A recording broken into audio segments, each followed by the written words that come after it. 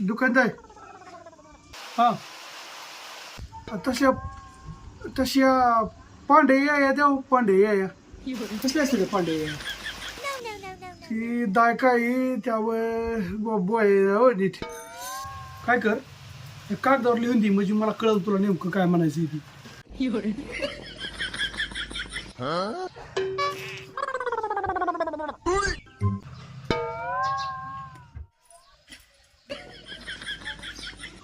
काय झालं